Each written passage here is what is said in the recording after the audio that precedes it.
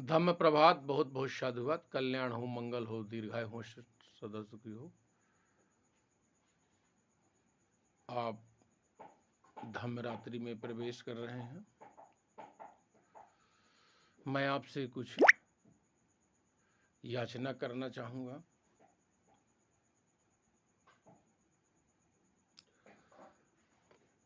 यह भारत की लोकतंत्र का कौन सा स्वरूप है?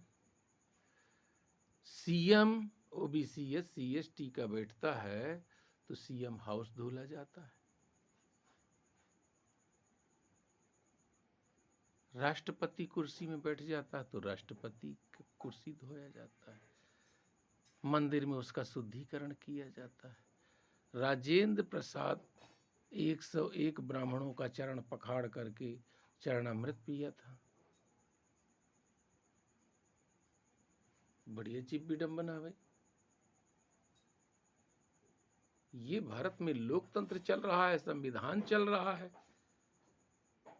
या क्या चल रहा है? अभी एक एक्टिविस्ट सोनम वांगचुक है,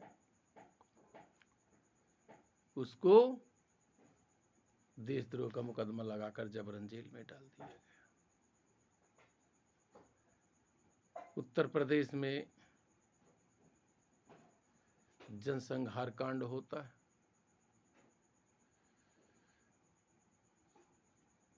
chief justice supreme court CJ Gavai को पहले मुंह में नीला पोत करके, गले में हंडी बांध करके और जूता मारने वाला वीडियो जारी किया जाता है। किस तरह से चीफ जस्टिस का अपमान किया जाता है। फिर दूसरी तरफ अभी एक अनाड़ी आदमी, अनपढ़, गंवार, पाखंडी, वो क्या कहता है? तेरे को छाती फड़वाना हो,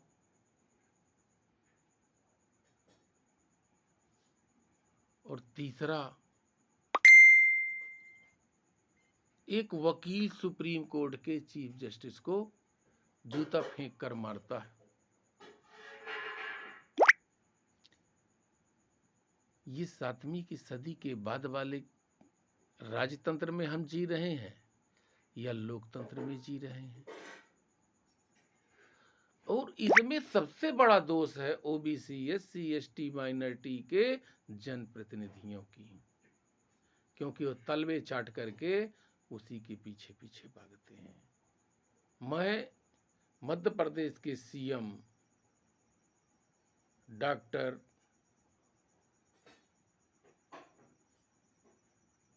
मोहन यादव जी की भूरी भूरी प्रशंसा करता हूं। डंके की चोट में उन्होंने कहा, हम हक अधिकार देंगे।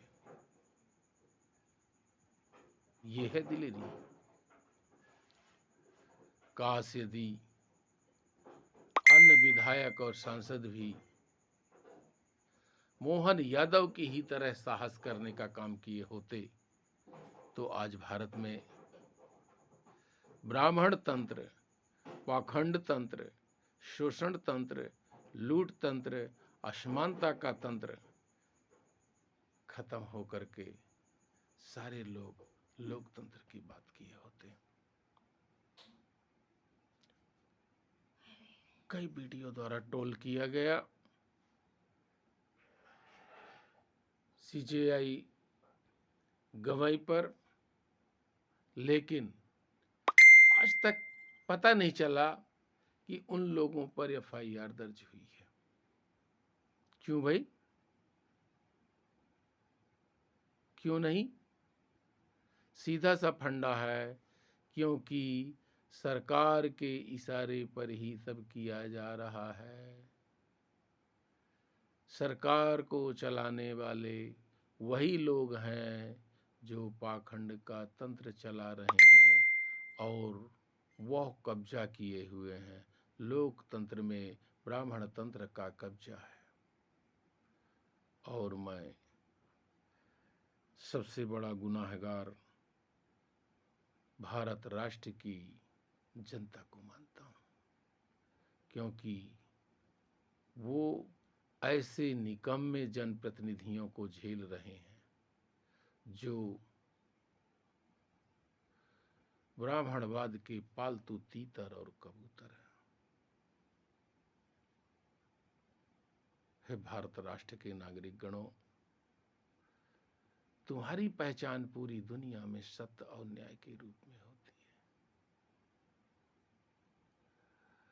तुम्हारी पहचान बुद्ध की पहचान है, तुम्हारी पहचान सम्राट अशोक और चंद्रगुप्त की पहचान है, तुम्हारी पहचान ज्ञान और विज्ञान की पहचान है, तुम्हारी पहचान समता, स्वतंत्रता, बंधुता, न्याय और भाईचारे की है।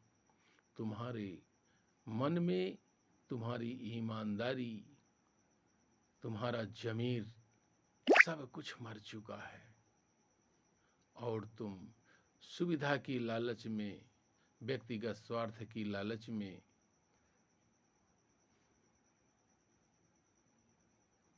जो जनप्रतिनिधि आम आदमी को व्यक्ति के नाम पर, जाति के नाम पर, दिखावा, ढोंग, पाखंड के नाम पर, छल के नाम पर, प्रपंच के नाम पर वोट लूट करके और लोकतंत्र का पद हथियाते हैं, जनता से मैं कहना चाहता हूं, सारे वादरेशनों से उठ करके आज हमारी जरूरत है सत्य और न्याय की तरफ चलने की। इसलिए इन जनप्रतिनिधियों को, इस पाखंड सारी व्यवस्था को ठुकराने की जरूरत है।